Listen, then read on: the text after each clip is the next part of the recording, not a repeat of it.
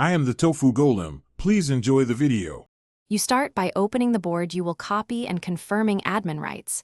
Without those, you cannot duplicate board structure.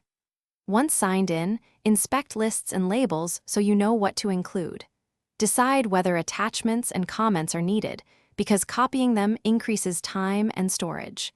Make a quick note of private members to re-add later. Then click the board menu and select More to begin the duplication process. This is the first actionable step that initiates the copy. You now use Trello's Copy Board feature to create the duplicate. Click Copy Board, enter a descriptive name, and select the workspace destination so teammates can find it. Make sure to check or uncheck options for cards, checklists, attachments, labels, and comments. This controls what copies over and affects board size. Once done, create the board and open it to verify list order, due dates, and card templates. If automation or power-ups are needed, note them now to re-enable after copying. Finish by re-enabling power-ups, reinstalling automations, and reconnecting integrations. These do not always transfer automatically. Then invite team members and assign permissions so work can proceed.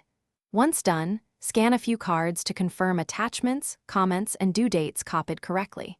If something is missing, make sure you selected the correct copy options and that the target workspace allows attachments.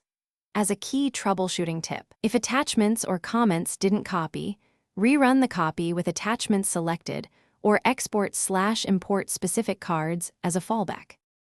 Thanks for watching. Consider subscribing if we helped you today.